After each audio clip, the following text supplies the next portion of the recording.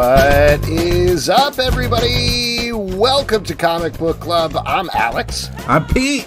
And we're coming to you live from a couple of places on the internet. We're live on Facebook. We're live on YouTube. We're live on Twitch. We're live on my favorite website of all time, X. You know, X.com. We're live on there. X gonna give it to you? X gonna give it to you. Yeah, DMX's old website. We're streaming directly there for some reason. That's smart. We're going to corner the market on that, I think. Yeah. We are also coming to you later on Spotify or iTunes or Apple or whatever you want to call it. Basically every major platform. This is kind of the last time I'll say it because I think it's going away tomorrow. But if you are subscribed on Stitcher, stop subscribing on Stitcher because the platform is going away. It's not going to exist anymore.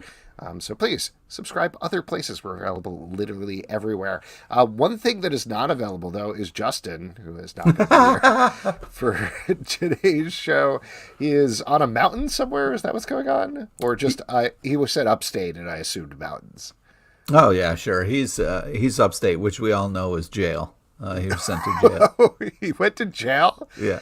What did he do you think? He's probably filming a documentary about jail. Oh, okay. Not like he's in jail, like he's filming a documentary about jail. Yeah. Or do you think he's doing like an undercover boss situation, except got arrested? Yeah, let's see. Can't wait for the footage. Oh my God, it's going to be so good. You know what else is going to be so good is tonight's show, because we have some great guests for you this evening. Why don't we bring in our first guest? She is the creator of Skeleanor The Decomposer, which is out right now from Penguin Workshop. Ladies and gentlemen, Emily Ettlinger. Woo-hoo! Emily, welcome. Hello. Hi. Thank you so much for coming to the show. Thank you for talking about this great book. This, as I mentioned, came out August 8th, right? So yes. It's been out for a little bit. It's a lovely, would you say all ages book? Is that how it's aimed? Yeah. Or adults I'd only? say for officially ages 6 to 9, but I'm told by my parents that people much older can really enjoy it. Okay, cool. Well, I am an older person, spoiler, and I enjoyed it. It is about a skeleton that just desperately wants to play music with humans, is advised by a bat. I found it absolutely delightful. Yeah. This is your first graphic novel, right? So is this something that has been churning around to the back of your mind for a while? Is it something that just came together very quickly? What was the process that led to Skeleanor? I'd say it's been around since 2019, so not that long. I drew a skeleton for Inktober playing a fiddle, and then I started playing around with the idea of like, oh, it'd be funny if there's a skeleton who plays music and doesn't understand why she keeps like scaring townspeople away, and it's because she's a skeleton, but she thinks it's because she's like bad at playing music. And then, spoiler for the book, then I thought, oh, it'd be really funny if she thought it was because she was scary and a skeleton, and that's why they were running away. But it's actually because she kind of sucks at playing music, which led to the rest of writing the book. So what was it like when you got the news that you're going to be able to make your first graphic novel? Was that something that you were thrilled about and then suddenly realized, oh no, now I actually have to make it? Or what was the feeling like? It kind of felt like when you trip walking down the stairs, and then you just have to keep on walking really fast to not completely tumble down the stairs. Because it actually happened pretty quickly. I was really lucky. Nice. But I also just kept on, like, the editor at the time asked me, like, oh, are you so excited? And I was like, I'll be excited when it's published, because I didn't want to believe it was, like, real just in case. I'm still like, what if they just pull them all off the shelves and say, never mind? Oh, no. Well, I was going to ask about that. Now that it has been out for a couple of weeks, what has the response been like? Have you been able to go to any bookstores and, be like, oh, this book looks good, check this out? Or yeah, I've done 2 bookstore events. Mm-hmm. Everyone around me's been super supportive. My mom actually went and like took selfies with people buying it, like with the customers. She's on Instagram now, just like with it in selfies. The book events were really fun. I let one of them turned into being all adults, even though it was a children's event. But they were old enough that I let them do the screaming parts themselves. And then the next one was like all babies who could not care less about the book because they're like 3 and have no idea what's going on. Oh, wow. Which is fine. I kind of expected it, but it's just really funny when, you know, a little kid is just audibly saying like, "I'm bored. I want to leave." Oh, no. Or like another one was sitting in front of me, like with his dad, making his dad read him another book, like during the live reading. This is a little bit of a weird question, but last week on the show, we had another creator who also did a book about a skeleton. Total coincidence. But we were talking to him a little bit about his process in terms of how you artistically represent a skeleton. You both have very, very different books, so you're approaching it in different ways, but same sort of thing for you. What was important in terms of having a skeleton, particularly because you don't have a ton to work with there. Like you have a literal skeleton, you have the literal bones, which are sort of set for you. Obviously, you're taking a cartoony approach to it, but what were your guidelines in terms of creating this character visually? Yeah, this is not my first skeleton character. I had been working on. You know, that was the original expression before "this is not my first rodeo." It was "this is not my first skeleton character." But No, anyway, go ahead. Sorry. Yeah. And so I had a skeleton character that I'd been working on the design of a while ago. So I definitely took some elements of what I'd learned from drawing him to drawing Skeleanor, and then simplified even more. Just because she's like fairly cutesy, and I knew I was going to be drawing her a lot. So I have like all these sketches of like collar, but like, oh, do I want a collarbone? Do I want any sort of, you know, the kind of crevices and holes that are all over a skeleton, like in the pelvis. I do think she ended up looking a little bit more like an alien than a skeleton. But just like what elements were really needed for like expressiveness, and what could I kind of, you know, get rid of with distance, or like add when she's closer up.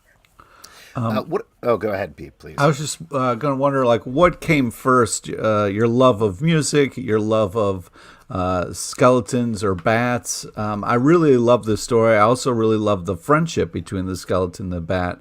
I was just wondering what kind of passion started this kind of project. Was it a love for music, a love of your music teacher back in the day, or maybe of, bats or skeletons? I definitely love bats and skeletons. I've definitely always wanted to be a skilled musician and have never been. Oh, okay. Much like Skeleanor, actually she's better than me, but like I learned piano when I was younger, and then I kind of forgot how to read music, and then like started writing down when I would like make little songs on the piano. I'd write down my own version of like writing music, which was terrible, but I can still read it. And I've explained my logic to friends. They're like, "This is ridiculous. This is terrible." But I grew up with a lot of like not very well taken care of instruments like in the house. My mom has an old fiddle like Skeleanor with a completely shredded bow, and it's missing at this point 2 of its 4 strings. But I remember like seeing what I could like screech out on it and being like, "Oh, I can do Twinkle Twinkle Little Star," but of course it's like really bad sounding. So I guess maybe inspired by like me just messing around on like pretty like old moldy accordions and stuff like that.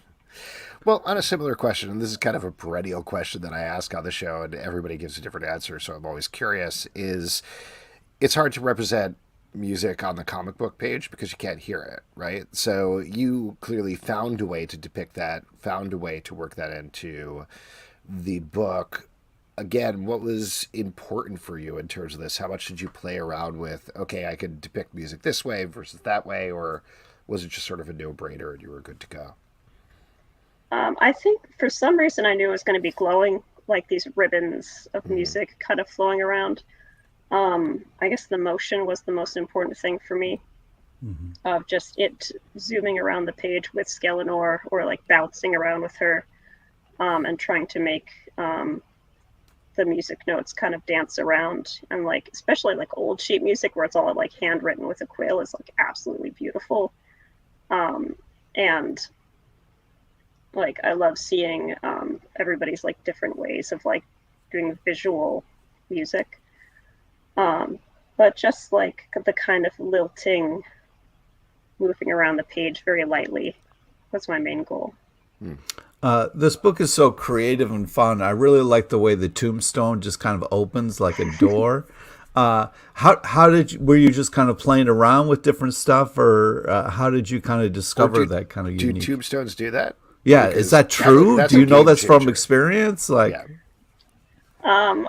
That is just, it's the same shape as a door. So I was like, oh, she'll open it like a door. A friend asked, like, oh, how does that like work? Like, is it like a portal, or like in my head, there's actually like a ladder she climbs up to get to it, which also doesn't make any sense because you see the inside of her coffin and there's no ladder there. Okay, but cool. Definitely have like skeleton lore that is like, oh, this is just true about skeletons, like in my head. I love that. I love the idea. I'm always a big fan of having the backstory and having the information, but then not actually having to use it or explain it in any way, because I think that comes through with the art and the story, right? Like, you know how she got up there. You know she climbed the ladder to come out of the tombstone door. But all we get to see is this very funny visual of opening a tombstone like a door, and that's all you need. That's it. Yeah, like, don't question why she has a xylobone made of many bones. Don't ask whose bones there are. Like, if there were other skeletons, and Skeleanor just got rid of them all. Yeah. Oh man, this story takes a dark turn when you think. Yeah, very quickly.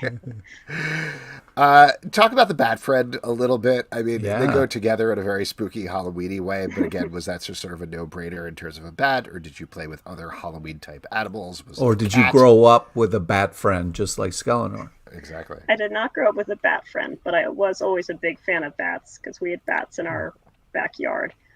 Oh, I thought you were going to say Belfry for a second there. I was like... we would, like, if you sit in the backyard on summer nights, you could see them kind of flitting around, backlit by the like night sky.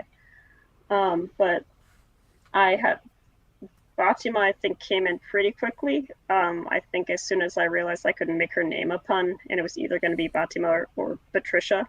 But I have a long list of like different kinds of bats she was going to be based off of, and drawings like kind of trying to narrow it down.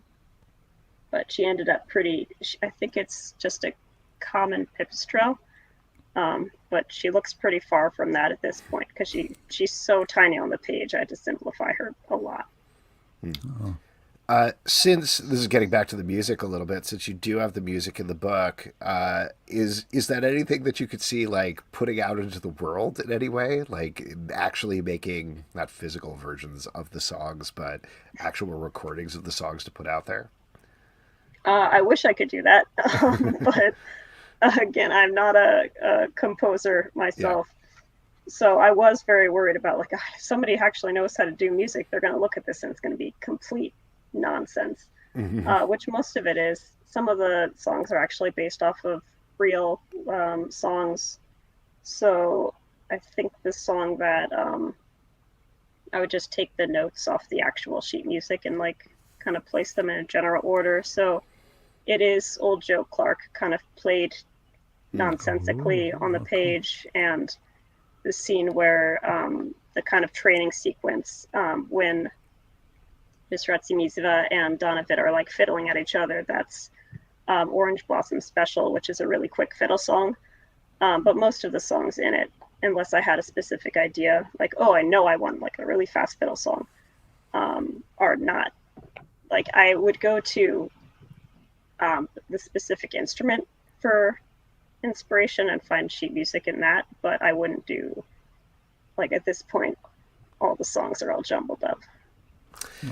Now, go ahead, Pete. I was just going to say, I really love your art style. Like, how did you kind of get going, and what was the thing that kind of got you hooked on, drawing, or was there a comic that spoke to you, or a certain animated film or something that made you kind of be like, this is what I want to do? Yeah. So I like drawing since forever. But then in 5th grade, there was a kid in my class who had an anime drawing of Spirit from Oh wow. Spirit, the what Yeah. is it? Spelling of the Cimarron. I almost said Cimmerillion. That's very different. Too much lore in that one. That would be awesome. But I was like, wow, and I like specifically befriended them because it was like I love this. I'd like not really registered like anime or manga before, and then we started drawing this like long-winded, like all over the place comic together, that we kind of passed around the class, called The Adventures of Jinju and Peppermint, and that's when I was like, I want to be a cartoonist. Oh man, that's cool. Now, this is not necessarily your department, but I'm curious if you know anything about this. This is a pretty spooky book. Seems perfect for Halloween time. Why early August? Why was it released then? Is it like a whole pumpkin spice lattes are out now thing, so we're tying it into Stop that, pushing your own agendas, Alvin. Yeah, I saw you with the, what is that, pumpkin beer? It's caramel pumpkin from Southern Tier. It's time. Sorry, It's we had to happening. plug. It's not great. I got to be honest. I usually like the pumpkin. This is not the best thing. Anyway, take it away. So I'm not sure. The publisher decided that, Okay. which I was actually all right with because it's set in summer. Mhm. So it felt like August was a nice in between of like, okay, this is actually when the book is set, but it's coming out right before back to school season, and it feels like maybe they were planning, okay, we'll catch the back to school kids, and then we'll get a second wind come Halloween. Yeah. Well, and I guess not to get into publishing strategy or anything, I guess it gets ahead of the October glut a little bit so that Yeah. when people are putting together lists of like, here's some spooky comics to check out for Halloween, yours is already right there. It's right on shelves and it's top of mind for people. Yeah, hopefully it'll be already then a bestseller and everybody will have it Yeah, let's hope on their so. displays. Yes, it's fingers crossed. I think that's going to happen. What's not to talk about the next thing, but what is next for you? Do you have something else lined up at this point, or what do you want to plug, if anything? I have a picture book pitch that has gone nowhere. So next, I actually really want to do I recently got obsessed with the original Beauty and the Beast, which was, novel from 1740, which I did not expect to be as insane as it was, but it's all kinds of bullshit happening and fairies like killing people. Well, But I really would like to do my own version of that, or another like short graphic novel for kids, some similar length to Skeleanor, and brightly colored and fun. cool. Awesome. Emily, congratulations. The book is delightful. Yeah, so I really much fun. think it is going to be a big hit this Halloween. Thank you so much Thank for you. coming on the show. Yeah. Thank you for having me. All right. Have a good Take night. care. Bye.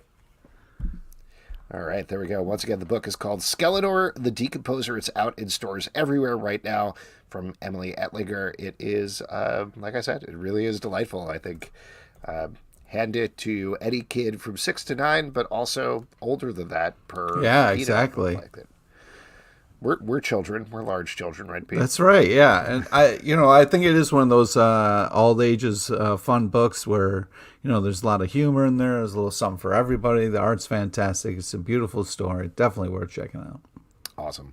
Why don't we bring in our next guest now? There are two of the folks behind Chase and Catch, a graphic novel, I was about to say collection series, that has its second volume coming out very shortly on August 29th. Ladies and gentlemen, Justin Jordan and André Lavoie, welcome to the show. welcome. Hello. Hey guys. up? Very excited to have you here to talk about Chase and Catch. Before we even get to that, I want to take it even broader, even further back, because Andre, you're the creative director for Saturday Originals, which is the publisher of this. I know this, but I'm going to ask you the question anyway, as if I don't know. What is Saturday Originals? Well, Saturday Originals is really, it's a new company. It stems from Saturday Animation Studio. We've been in business for a long while, and so we created Saturday Originals to really concentrate on the publishing side of original studio-owned IPs. And so hence the name, Saturday. We're really looking to rekindle and harness kind of that Saturday morning magic, Oh yeah. like we used to, like from the '80s, and bring it to kids today. That because back in the '80s, what we watched in the morning and how we watched it, influence our day. A lot of times, influence our play patterns, things we would talk about with our friends, and so on and so forth. So that's Saturday Originals. Yeah. So you're Cool. only allowed to read these comics until 9 a.m. and then after that, no go, right? Exactly. Well, that's a very good point. And one of those things that we say around the studio is, it's hashtag Saturday is every day. So you don't have to read the comic only on Saturdays. Well, cool. Justin, why don't we turn it to you then to talk about Chase and Catch? So, how did you get involved in this, and what is your take on what is important when you're crafting something that is supposed to channel a Saturday morning original but in comic book form? So they basically contacted me and said, "Hey, we have this thing we're developing. Would you like to write it?" And it sounded cool, so I did, which is just super exciting. Yeah, actually getting the Saturday morning kind of vibe was actually really interesting to me because I'm from that kind of golden age of Saturday morning things. I don't know if in Canada they had this sort of thing, but I do remember there were a few years when I was a kid where they would have this yearly, these are the new cartoons we're going to do, like preview thing that was on at night. And this was before we had the scrolling television channel that would tell you when stuff was on. So you're like, is it time for the preview? Like it was just below getting the Sears catalog with the toy stuff in it, the wish book that you got at the end of the year. But it was a pretty exciting day for me. So yeah, I just tried to, going off what they kind of had as a concept, then I was trying to figure out what kind of made Saturday morning stuff work, or at least the Saturday morning stuff that I did, which was, so you're trying to end up for kind of self-contained stories with, sort of continuing gags and cool characters that were instantly sort of recognizable and hopefully memorable, cool vehicles, cool tech, that kind of stuff. Because, I really like stuff like Mask and Transformers. Oh yeah.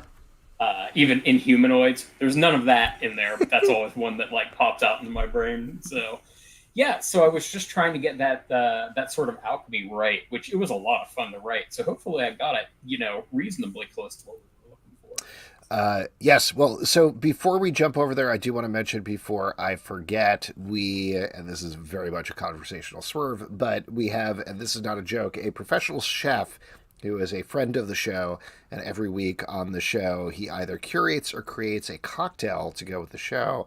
And this week, he created a Chase and Catch cocktail, the Chase and Catch, which Nice. I'm going to try to read it here, but it has blueberries, lime juice, simple syrup, mezcal, silver tequila, Aperol, and then use some fancy salt. He used Himalayan pig salt.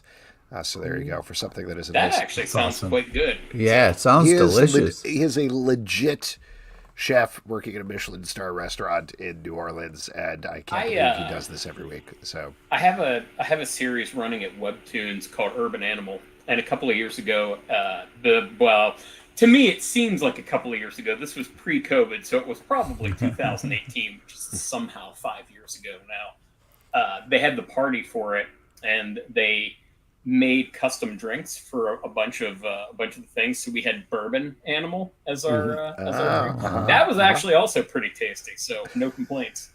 So far, I'm 2 for 2 in the projects that I've worked on that have custom drinks. So. All right. well, there you go. I unfortunately did not make one of these this week because I'd already gotten my I will try terrible caramel pumpkin beer, but I'll send it to your guys' way if you want to try it out. And he always makes a good drink, so I'm excited Yeah, he to check does. it. He also makes amazing food. Yes. So back to the actual Chase and Catch, though, because we haven't talked about the concept of the thing. This could go to either of you. Is this the sort of thing where, Andre, you came to Justin and were like, here's the kind of thing we want to do, and then he shaped it up?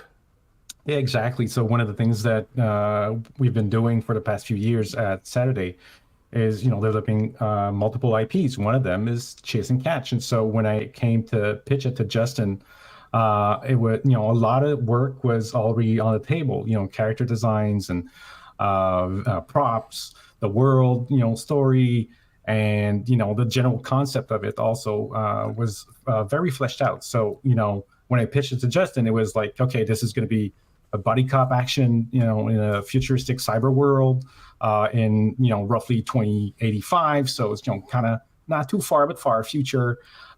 These guys, they work to resolve, crimes that we call ultra crimes, because they deal with, awesome villains that we call, of course, ultra criminals. And it's basically our lethal weapon for kids. Lethal Weapon's not for kids. I gotta go talk to my children really quick. Exactly, right. God, so every time I need to specify that, it's like, yeah, or Lethal Weapon, right, for kids. Sure, I can go with that.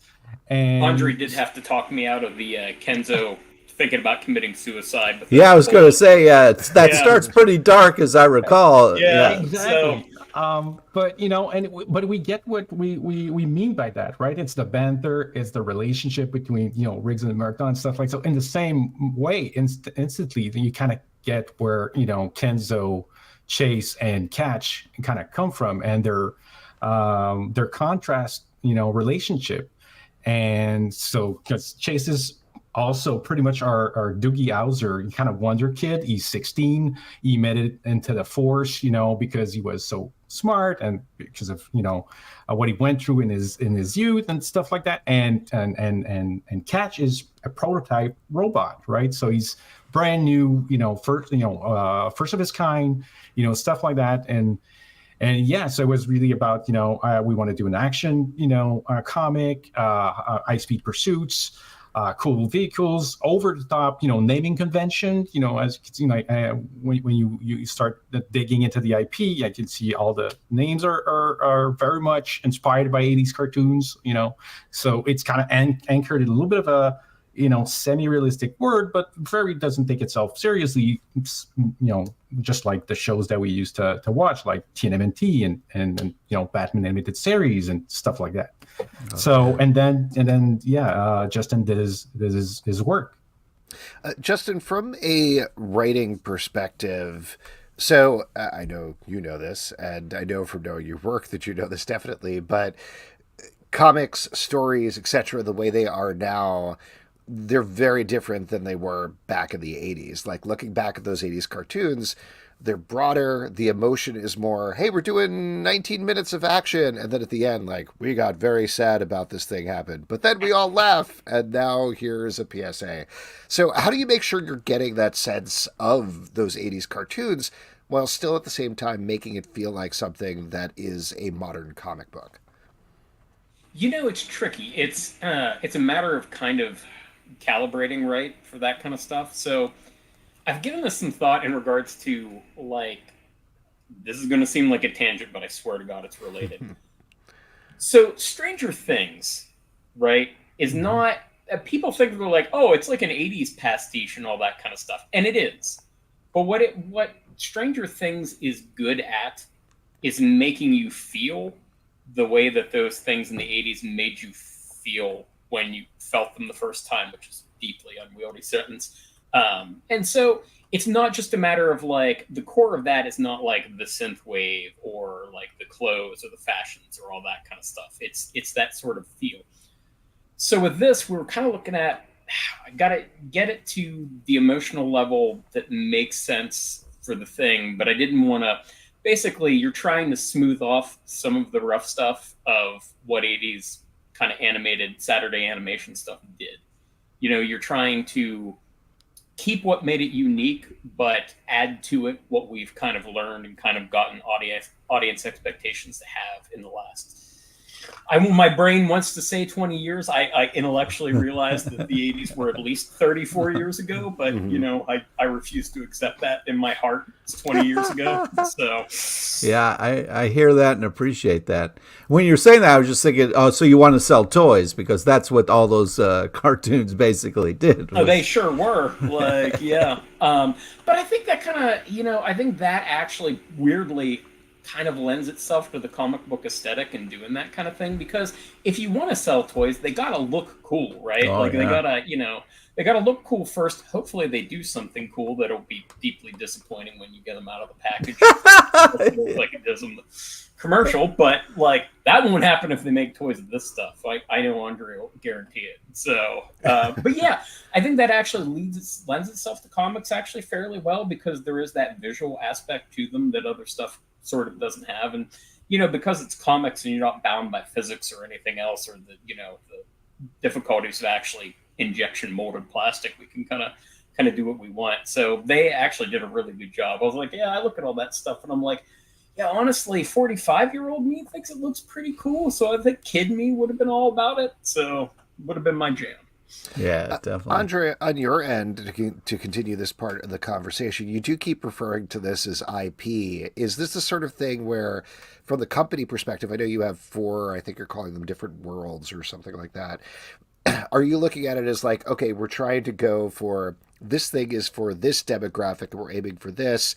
The comics is one extension of that, and we're looking to create video games and movies and toys and all of these other things. Is that what you're starting with, kind of? Yeah, for sure. Like, although we're in love with the comic medium, we are building these stories to be able to create games and be able to create toys.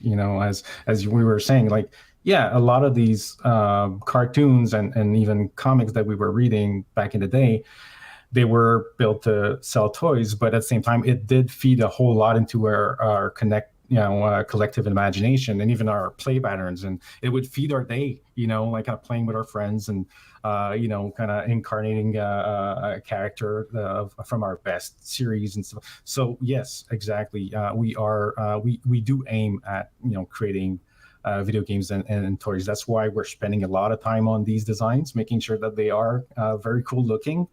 And they have potential, even the way we create the world, to lends itself in different video game mechanics and stuff like that. So yes, very much.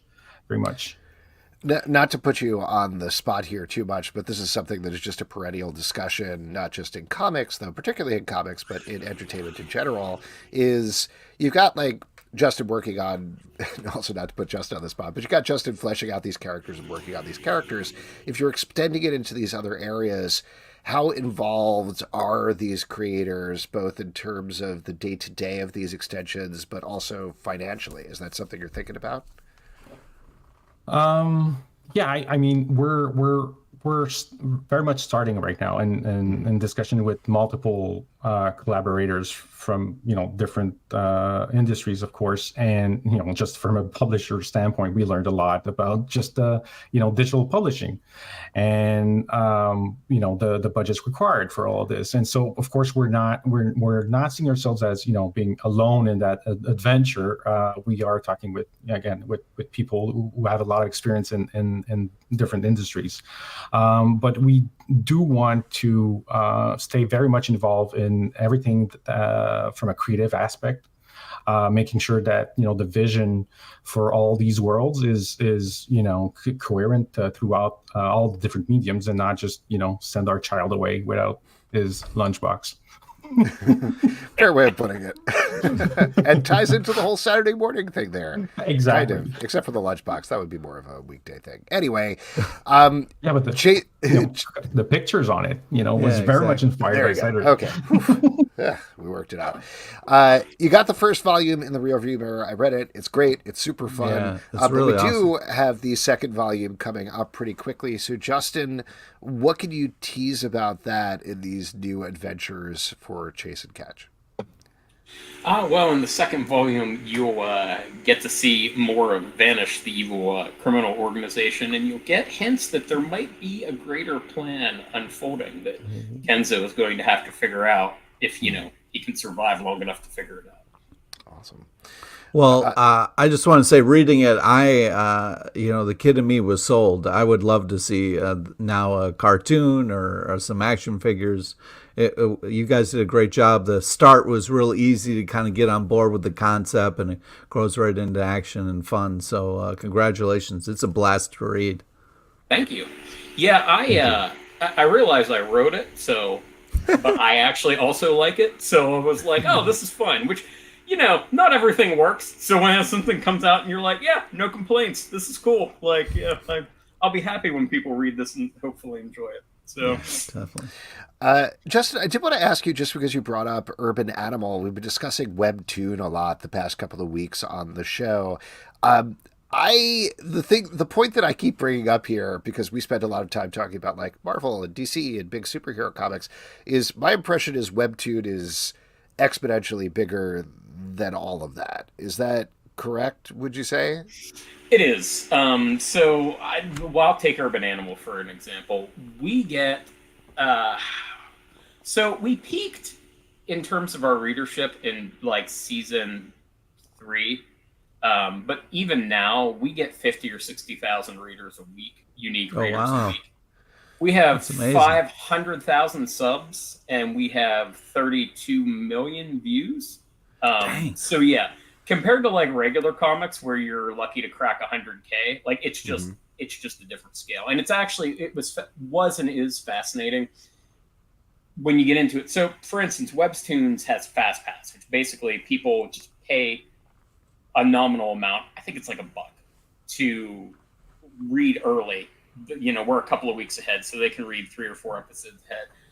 And man, the number of people that paid something they could read for free was actually kind of astonishing. Like it just the amount they're paying is much smaller, but like I've put out a lot of print comics that didn't have that many people buy the print copy for something they could get for free. So yeah, the scale is just different. Like it's one of these things whenever people, I'm going to try to keep this rant brief because it could go on for a very long time, but people, and this includes me, have a tendency to talk about comics, but what they mean is direct market American comics, which I love. I love a good comic shop, but that is probably the smallest of the what would really be called comics operating in America, much less the world. Like you get stuff like Webtoons, which is just Urban Animal is basically a mid-tier book. Like we're successful enough that like we make money and we keep going. We've gotten 5 seasons out of it, but things like Lore Olympus get hundreds of times what we get. You're looking at millions of people reading it every week. And I did, it's not a direct comparison, and I don't think I'm credited in it, which is funny, but I spent several years writing the comics that are in the Call of Duty mobile game, which is another like scale again of like how many people are reading. So when you get to the actual comics form, you get stuff like Dave Pilkey's Dogman, like last print run was 7 million copies. And like that's for real comics. Like you get stuff like Diary of a Wimpy Kid that's like maybe comics, but like no, Dogman's for kids, but it's comics. And it has a massive audience. So yeah, there's just all these sort of other markets that float around that like people are really into comics. They're just not making it into comic shops for whatever reason, which is kind of frustrating to me, who mostly works in that venue. It's like, come on, guys, you'll like what we got. I promise. Probably. Maybe. I mean, obviously, you're still working on Jason Catch. At least leans towards a little bit more of a traditional comic, even though you guys are releasing it digitally, just because of the page format. I think, like the way that it looks.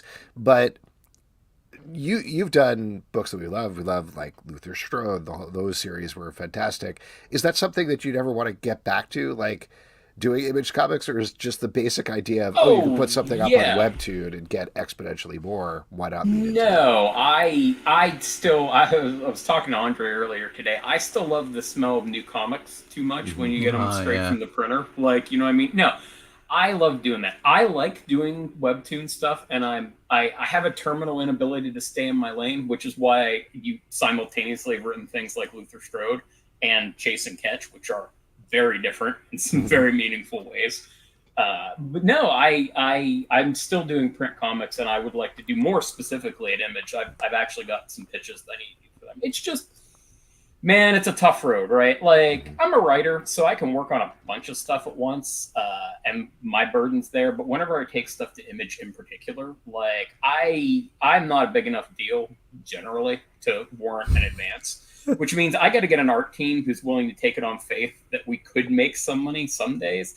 And man, you got to be real sure to like get a whole art team to invest it, because that's basically all they're going to be able to do, you know. Yeah. And it just makes it hard. That's why. I have 18 creator-owned things, one of which is not released, but it's sitting in the vault somewhere, so hopefully it'll be released at some point. And, you know, of those 4 are truly, like, Image Central, what people think of as Image. Like, we own everything, we paid for it, you know. So we got 4 out of 18. This is to give you an idea of, like, Wow. It's worth it to go to other things. And then of those 4, 2 of them make money and 2 have made $0, like, Wow. So, you know, you're looking at like when you do that, and honestly, I think a 50-50 hit rate is actually probably batting way above average. So it's the reality of that market, you know what I mean? And it's frustrating to me because I know the readers are out there. So it's, you know, trying to find ways to build that audience and bring them to what you're selling. Yeah. Well, speaking of which, Andre, back to you then. In terms of getting folks to read Chase and Catch, where can they check it out? Where can they check out the first one and stay tuned for the second one? Yeah, so issue 1 is out. It's available on Amazon Kindle Store and Apple Books. First issue is free, so you can give it a go. And it's 42-page book. And then same for issue 2, coming out on the 29th. Same platforms. And then once we're pretty confident that we're done with production, we'll probably do something for a print version. Awesome. It's definitely worth getting. It's a fun read. So much cool. Thank you. Really cool characters and hell of a story. Yeah. Thank you guys so much for coming on. We appreciate it. Congrats on everything, and looking forward to the second volume. Yeah. Yeah, thanks for having us. Thank you so much, Alex Pete. All right. Take care. All right, there we go. Once again, the book is called Chase and Catch. You can check it out from Saturday Originals wherever books are sold online, specifically Apple and Amazon are the places. First issue is free, man. Yeah, there you go. Can't get cheaper than that. You can't. Unless they're paying you, I guess. That's how you get addicted, man. The first one's free. Oh, my God. Do you snort them? Because I usually grind up my comics and then I snort them. That's cool. You're so highfalutin, man. Yeah. I'm highfalutin. All right, folks, we're going to move on with our next section, which is my favorite section because you all make it up. It is your audience question. Woo! I got a question. Wait, hold on. And if you've got a question and are not I've got a question. What do I do? If you're not Pete, who's already on the show, just drop it in the comments over I should go to the Facebook comments. or YouTube or Twitch. Not on X, even though it's my favorite site. I love it. It's really just doing some really good work lately.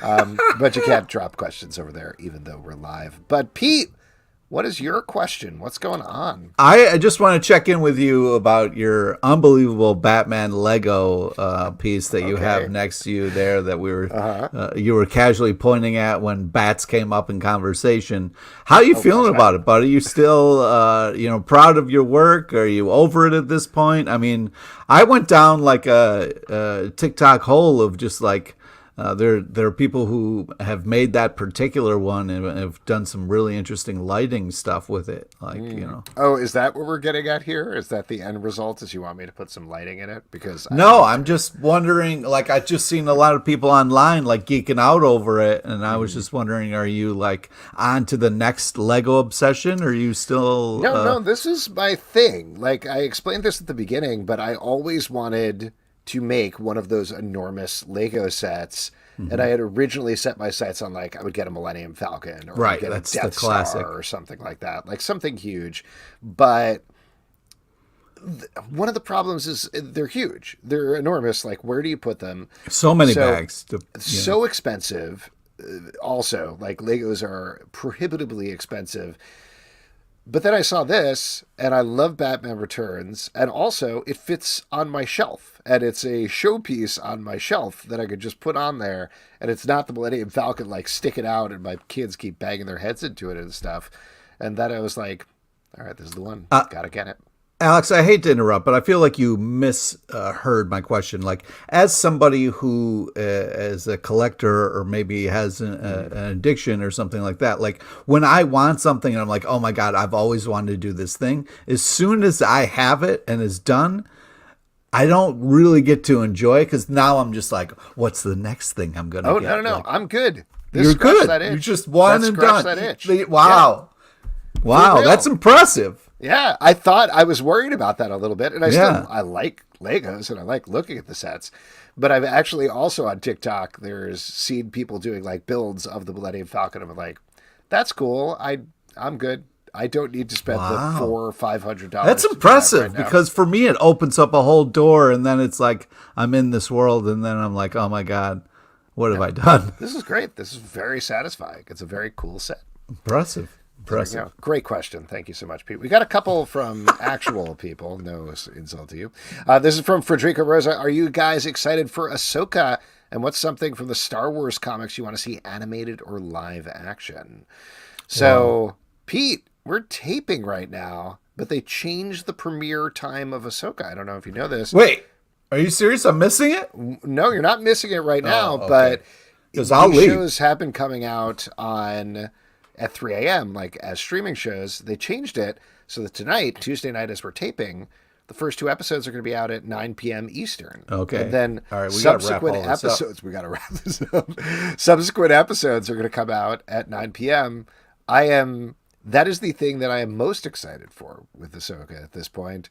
I love that I don't have to wake up at 3 and watch a TV show. Yeah, you were really into waking up at 3, that's my job is entertainment journalism. So like I got to watch it so I can, because also, so I have to wake up at 3, watch the show, make breakfast for the kids, put the lunches together and everything. And then I have my writers being like, what are we going to write about this? I just watched it at the luxurious time of 8 a.m. or whatever it is. But I got to watch it early. So now I could just, I guess, not watch it either because we're doing our show. So there you go. But I'll figure it out. I am very excited. I hope it's going to be great. The preview teaser or whatever that was really, I mean, anytime you have, 2 lightsabers, that's it. When you're like, oh, that guy just has 1 lightsaber, and then he pulls out a second one, you're like, oh, shit. Oh, shit. Oh, yeah. there it happens. Yeah. Pete, can I say that I've seen the first 2 episodes? What? Oh my God, I hate you, man. Can you give us anything about it, though, right? I can say whatever I want, but you don't want me to say stuff, right? Well, you could give us a thumbs up or thumbs down or something. Oh, sure. I didn't like it. What? You're kidding. Like it. I'm sorry. No, I'm not kidding. Oh no. Yeah. Here's the thing. I've talked to other people who did love it. To give some framing here, I watched the first season of Rebels and an episode here and there of Clone Wars, and that's it. There's just something about the animation style that I just cannot get with. I know people love the shows. That's great. But they just don't work for me. People I've talked to who religiously watch those shows were so excited to see this because this is a direct continuation, particularly of Rebels. Yeah. Yeah, it's like picking up that with live action characters. So if you care about those characters, that's great. As somebody who doesn't necessarily, I didn't find much to care about. Like, it looked nice and everybody's fine in Jedis and lightsabers. Like, what? I mean, yes, I like lightsaber fights. I'm a human being. I was going to like, what the fuck, man? Turn in your nerd card. Here's my biggest problem with the show. My biggest problem with the show, which was driving me insane the entire time I was watching it, is it has this rhythm of everybody pauses between each other's lines. Like, I don't know what it is. I don't know if I'm going back and watching the animated shows because it's Dave Filoni who did the anime shows directing it, where like it is pauses long enough that somebody will say something and they'll cut to the other person, and it's a long enough pause that it sounds like maybe they're saying their line in their head and then they're saying it out loud. Like, that's but that seems like an editing issue where it's like 100%. Take out those seconds. Like, why wouldn't you cut that out?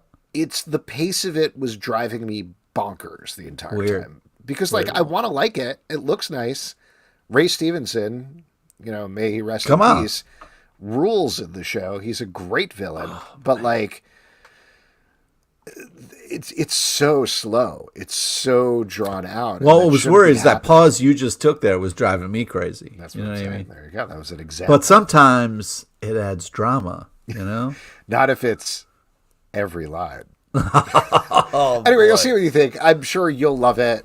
Yeah. And lots of people do love it. There hasn't been much that I haven't loved when it's come to that lately. So yeah, there you go.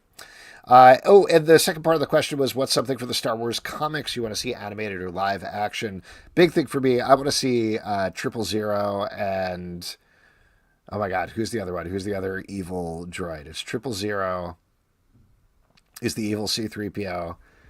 And then the R2, I'm forgetting. We've already got Black Crescenton or whatever his name is. But those are the two ones. I want to see the Dick C-3PO and the Dick R2. Anything Greg Pak does, I would love to see animated or live action. His run and those Marvel Star Wars books have been phenomenal. Yeah, I would love to see. He wrote the Darth Vader character, right? Yeah. If we could ever see Darth Vader in live action, that would be... it would be sick. Or like a Death Star. Like if they put a Death Star in something, that would be so cool.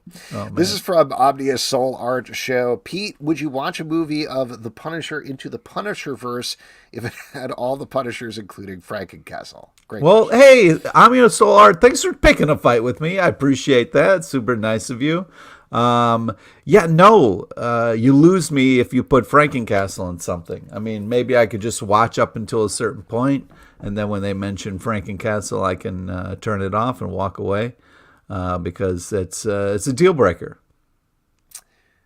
Even if it finally brought together on screen Thomas Jane, Dolph Lundgren, and, well, I guess, we just talked about this, not Ray Stevenson, but, Frank Bernthal? John Bernthal. John Bernthal, come on, man. He changed his first name to Frank because he loves Frankencastle.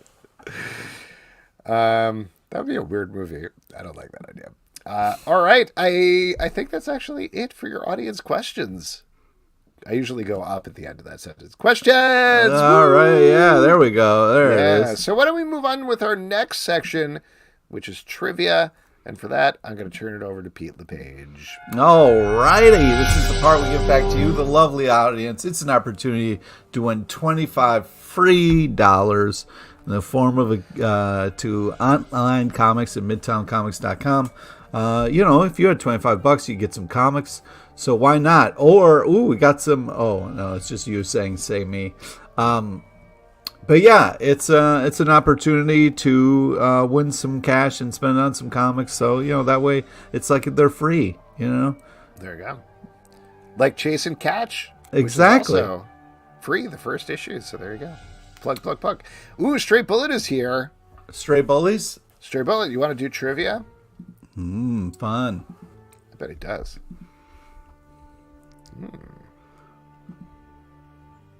Let's stay silent, though. Let's keep that dramatic pause going. You know what I mean? Let's really feel that, Yeah. Drive David you crazy. Spoke first. Oh, David said I'll do it. We missed it between me saying it. All right, David. David is doing trivia is what I'm going to type here. All right, take it away, Pete. All right, David. All right, here we go. Today's trivia is on topical comic news and a small nod to the legend, Clarence Avant. R.I.P. to the Godfather. Please listen to all three options before making your selection. Here we go. Question number 1. What co-creator is coming back to do one more Blade run? Is it A. Marv Wolfman, B. James Howlett, or C. Marie Howell? I will mention, if you're listening to our new Comic Book Club news podcast, which you can get in its own dedicated Comic Book Club news feed, you would know the answer to that because we reported about it on the podcast. Oh, wow. See, I don't listen, so I'm redoing things we've already talked about. No, that's fine. I like it. It's a good plug. We got A from David, which is correct. Marv Wolfman coming back doing Tomb of Dracula.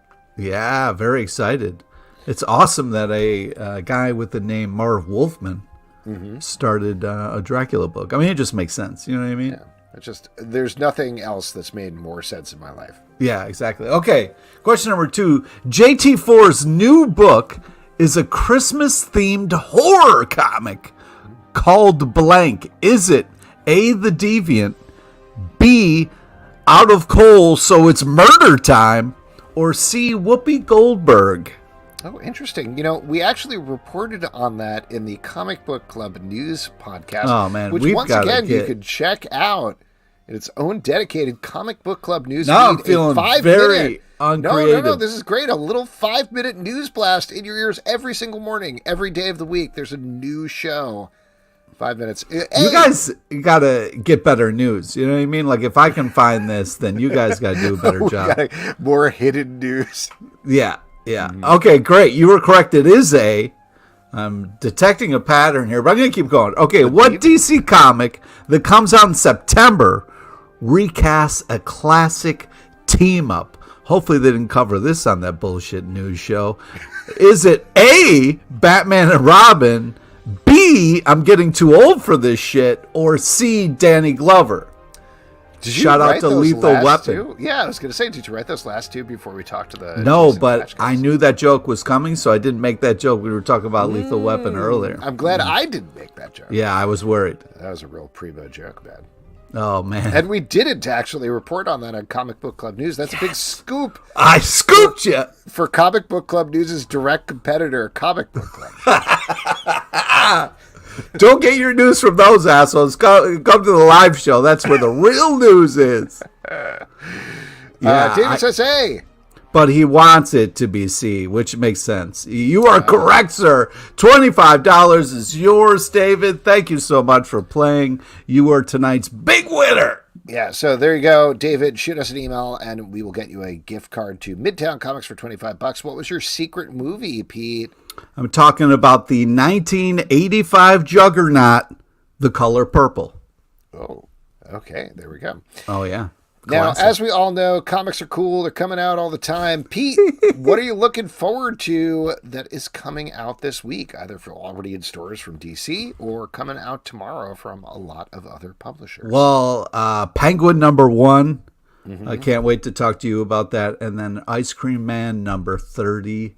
Ooh, both great choices. Oh, thank you, Alex. Oh, my God. Lots of stuff I'm excited about. Very curious to check out from Marvel, both the Captain America finale and the Immortal Thor. Those are two big titles that are coming out.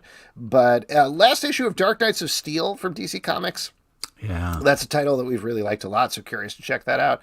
And also, I will give a sneak big up shout out to Jean Grey #1 from Marvel by the legendary Louise Simonson. You can check out. Wow. All right. We're going to get into it. And that is it for this week's show. A couple of people we want to thank. We want to thank Emily Ettlinger for coming on to talk about Skeleanor the Decomposer. Also, Justin Jordan and André Lavoie talk about Chase and Catch and everything else going on at Saturday Originals. Next week on the show, Tom Scioli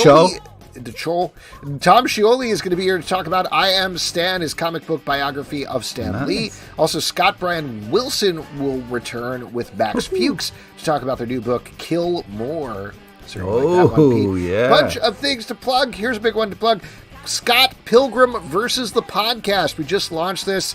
This is going to be a podcast. Just launched. New pod. Who this? It is all about Scott Pilgrim, as you can figure out. You can check it out on its own dedicated feeds. Also, Comic Book Club News, as we mentioned. Sons of Blood, our DC podcast. Check that out for regular news updates, and eventually we'll talk about Blue Beetle. Marvel Vision, our Marvel podcast, doing news updates there. Riverdale After Dark, final episode tomorrow. Oh, my God. Check it out. Oh, my God. You're not ready. You're not ready. Patreon.com/Comic Book Club to support the show. And all what are we going to do after? I don't know. Subscribe on Apple, Android, Spotify, or the app of your choice. At Comic Book Live on Twitter, comicbookclublive.com for this podcast and many more. Until next time, good night. Take care of yourself out there. We need you.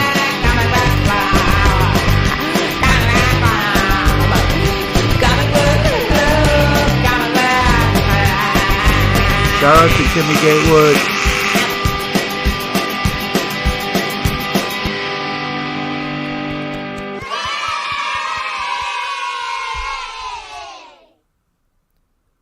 Thanks, everybody.